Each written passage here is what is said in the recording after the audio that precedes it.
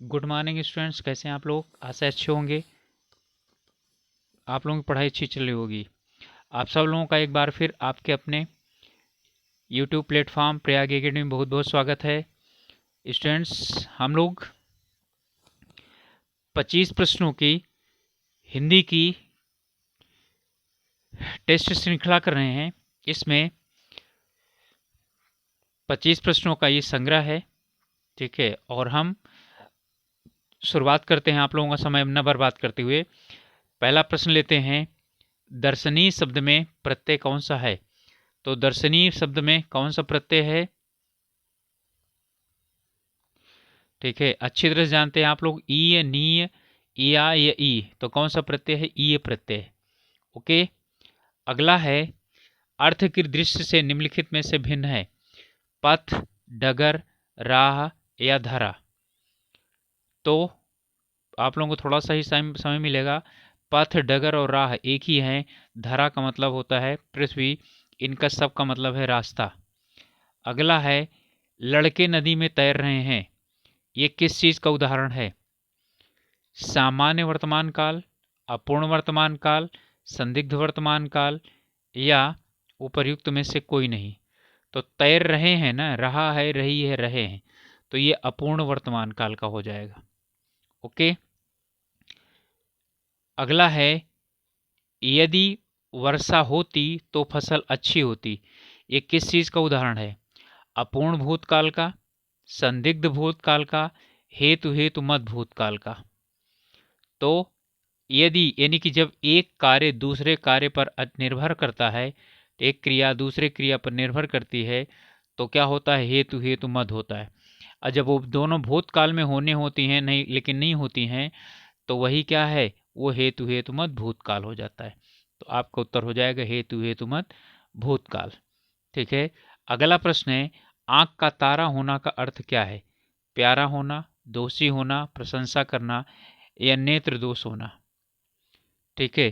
तो आंख का तारा यानी कि बहुत क्या होता है वो, ठीक है, उसे बहुत सहेज करके रखा जाता है, पलकों में बिठा के रखा जाता है, यानी पलकों के अंदर सुरक्षित रखा जाता है, अर्थात बहुत प्यारा होना। ओके। अगला है, निम्नलिखित में से वायु का पर्यायवाची शब्द कौन सा है। तो वायु का पर्यायवाची शब्द कौन सा है, समीर, अनल, अंबर या बादल, ठीक है। तो वायु का मतलब हवा, तो हवा का क्या होता है, समीर होता है।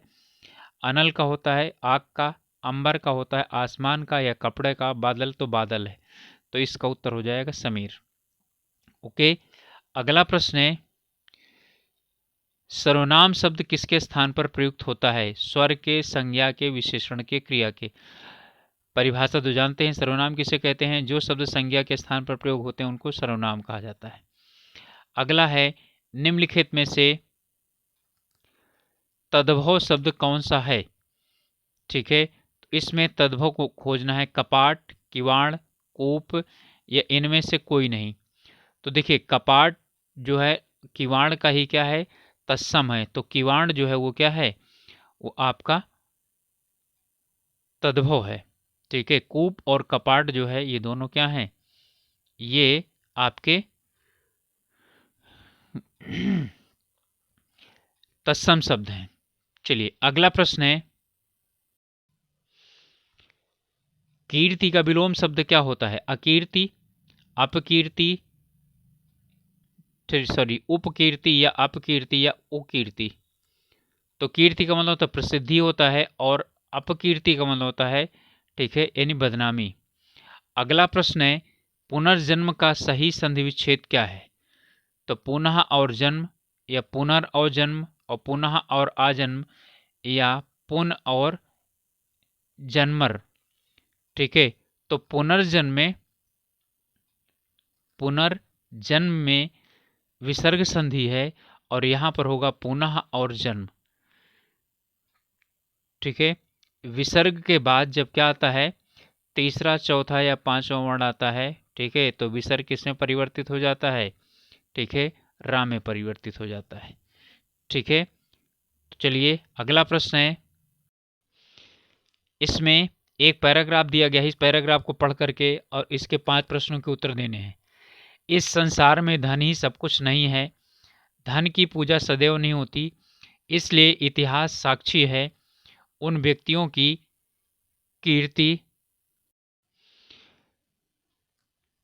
अक्षय है जिन्होंने केवल धनोपार्जन में अपना जीवन नहीं बिताया, वरन ऐसे कार्य भी किए जिनसे मानव समाज का कल्याण हुआ। यानी जो मानव समाज का कल्याण के कार्य में लगे हैं वो क्या है, हमेशा पूजे जाने वाले। ठीक है।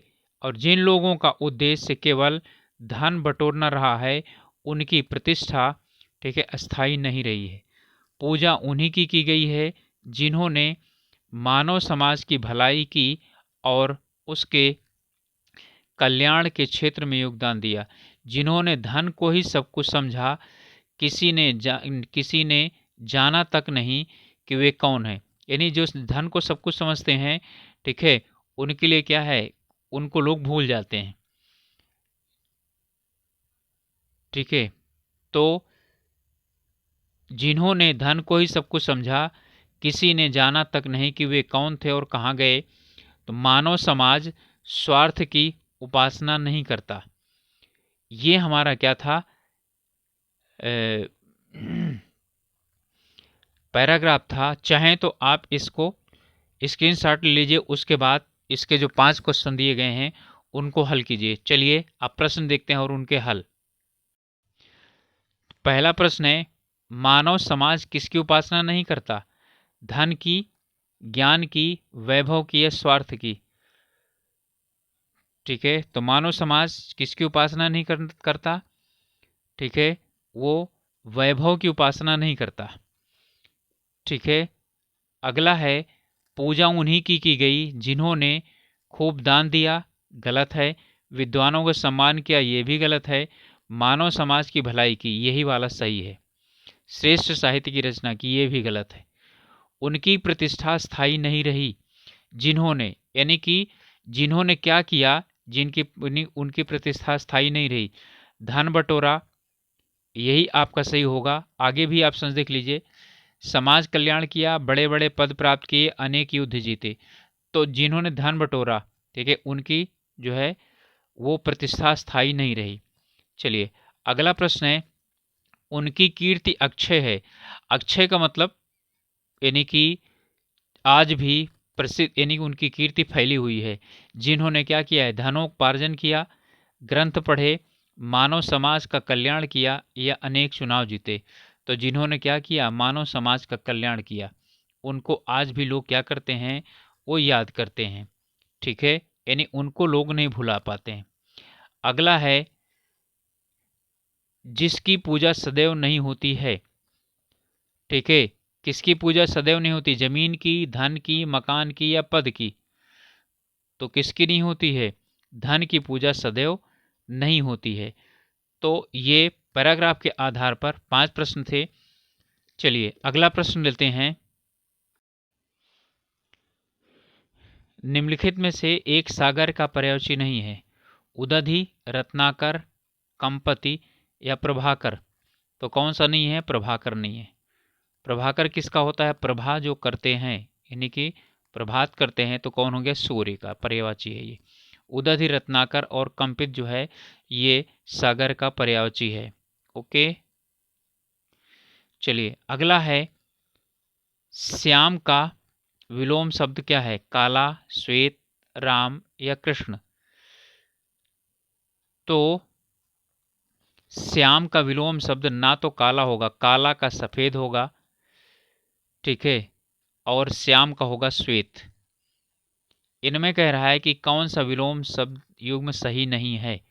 सभय का निर्भय, सद्भावना का दुर्भावना, सकाम का निष्काम, शीर्षक का सरस, शीर्ष का सरस। तो सभय का निर्भय बिल्कुल सही है, सद्भावना का दुर्भावना बिल्कुल सही है, सकाम का निष्काम, ठीक है, भी सही है, यही वाला गलत है।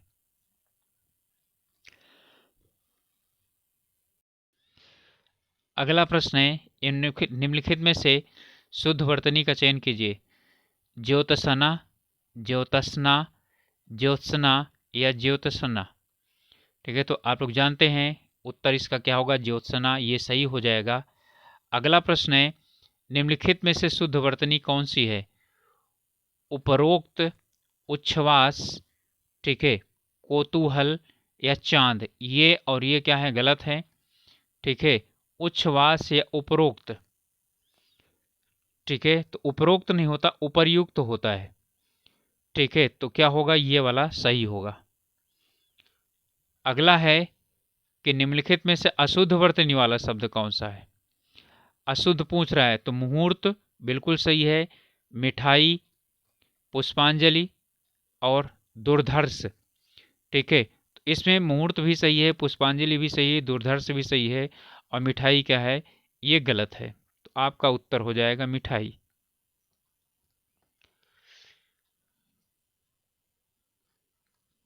ओके। अगला प्रश्न है, निम्नलिखित में से शुद्ध वाक्य कौन सा है।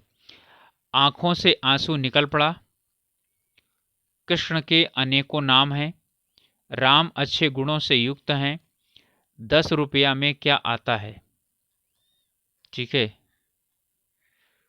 अब इसमें सही होगा राम अच्छे गुणों से युक्त हैं, क्योंकि अनेक बहुवचन होता है तो अनेक का अनेक को नहीं होगा। आंखों नहीं होता, आंख होता है, देखिए, तो आंख से आंसू निकल पड़ा। 10 रुपये में क्या आता है, 10 रुपया नहीं, 10 रुपये में, तो 10 रुपये हो जाएगा। तो स्टूडेंट्स, ये था हम लोगों का 25 प्रश्नों की श्रृंखला,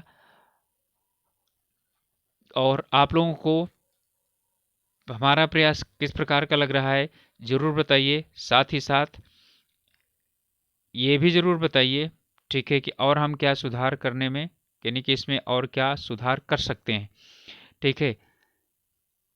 और एक रिक्वेस्ट है कि अभी तक यदि चैनल को सब्सक्राइब नहीं किए हैं तो प्लीज़ सब्सक्राइब कीजिए, और अपने जो भी है टेलीग्राम या जो भी चैनल है वहाँ पर जो ग्रुप में आप, जिन ग्रुप्स में आप सदस्य हैं, वहाँ पर ज़रूर इसको साझा कीजिए, जिससे कि जो लोग हम लोगों के साथ जुड़ सकते हैं वो जुड़ जाएं अपने तैयारी के लिए।